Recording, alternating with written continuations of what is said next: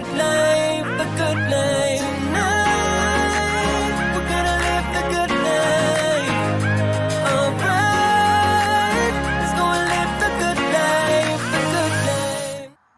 Good morning, Shy Folk, and welcome back to Old Man Willow Farm.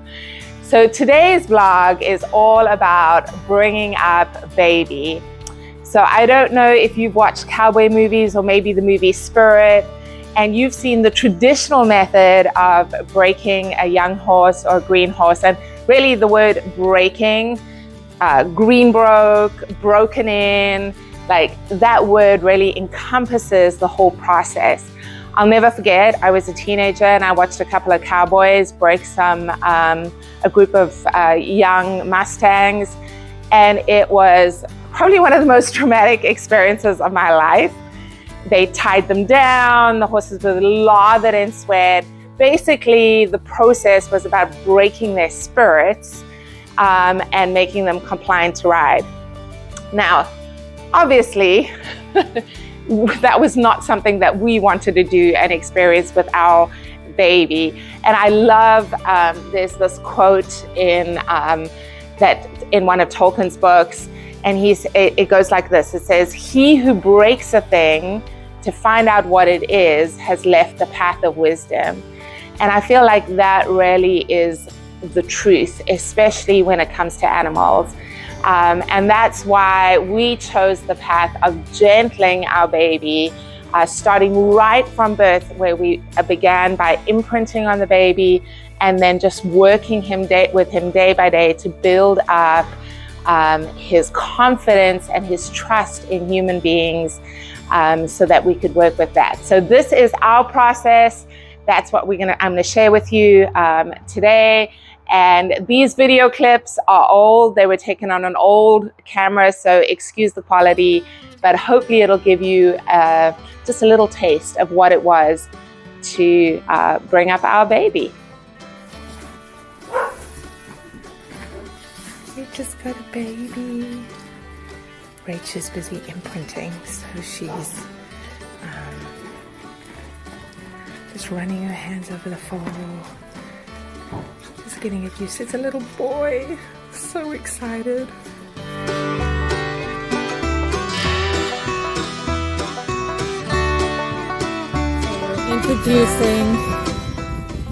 Introducing another member to the herd, which Lady is not happy about. She's a good mama. She's protecting her baby. She's okay as long as Roxy stays away, but if Roxy comes anywhere close to her, better watch out.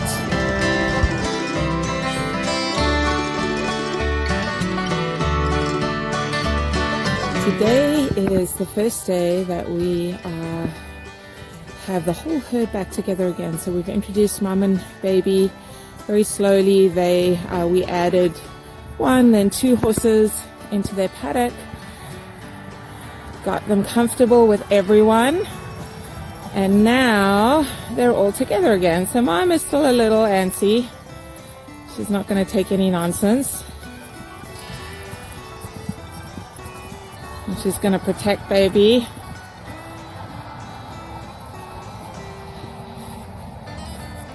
But it's a relatively calm process.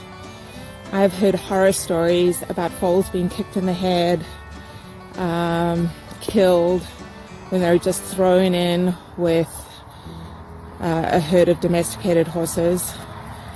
And it's just not worth taking that risk when you can do it painlessly and quietly and have them be okay.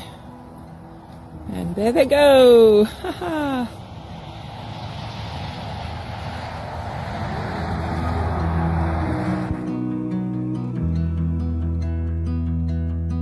Rachel is teaching the foal how to lead. Mommy's very worried and sticking close by.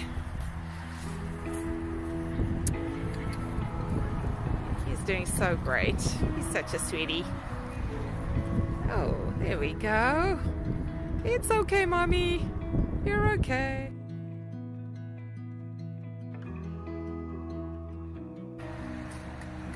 So you See, we've progressed. The foal, Rachel has the foal accepting the halter, and now she's teaching him how to lead. She started out with the lead rope behind his butt, guiding him. Now she's trying to teach him how to give to pressure. When she puts a little pressure on the lead rope, that he moves forward. He's a good boy. He's such a good boy. He's such a good boy. He's a good boy. Oh, Mom coming to check, make sure baby's okay.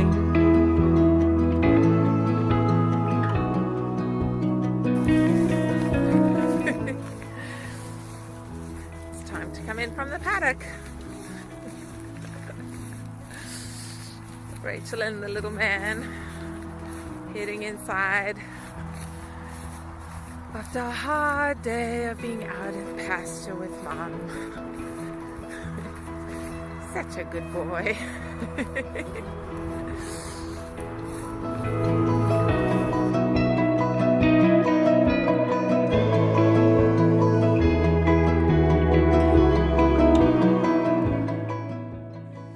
So once he was completely comfortable with leading and used to the halter and used to giving into pressure, then we progressed to teaching him to pony. So I would ride Mum and just lead him next to Mum, and because his natural inclination is to follow behind Mum, that went really, really smoothly and well. And once he was comfortable with that, then we would go out for little rides as a group, and so that went really well.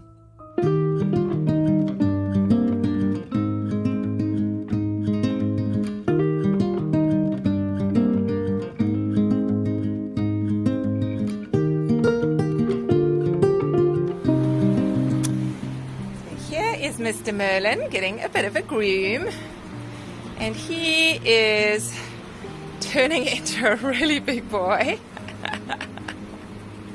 As you can see, Rachel is up to Rachel's armpits almost. Not quite, but almost. He's such a sweet boy. And he is eating a full scoop of feed, half in the morning, half grain in the morning, half grain in the evening, and he gets, you can see his hay here, he goes through probably about one large wedge of orchard grass that he'll eat in a day, and then he is still feeding from Mum, but we're taking little breaks where he gets another companion next door to him, so that he learns how to be separate from Mom. It was such a big yawn. And now, as part of our personal grooming routine, it is time to have our teeth brushed. And like all toddlers, he is not too happy about having his teeth brushed.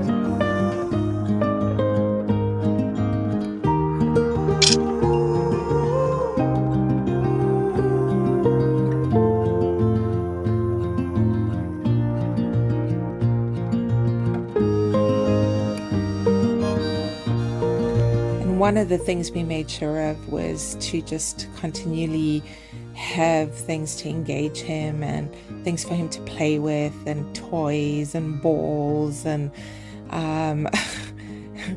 snowballs or whatever it might be. You really do have to have, they're so playful, they have so much energy that if you don't give them things to engage their brain, then they tend to get destructive, and that's when they develop things like they start to chew on wood or paw holes in the ground or do all those destructive things which you obviously don't want them to develop. So just providing them with a lot of toys and stimulation is just a great way to interact with them and engage with them, and also desensitize them as well.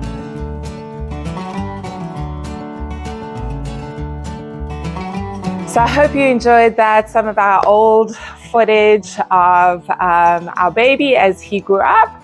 Of course, he's 2.5 years old now, and in our next vlog, we'll show you how he has begun to progress in his training and how we're working with him both with groundwork and under saddle. So if you are enjoying these vlogs, please like and subscribe to our channel. I love all the comments. I love interacting with you. So comment, share the vlog, spread the word. Let's build this online community, and we will see you next week.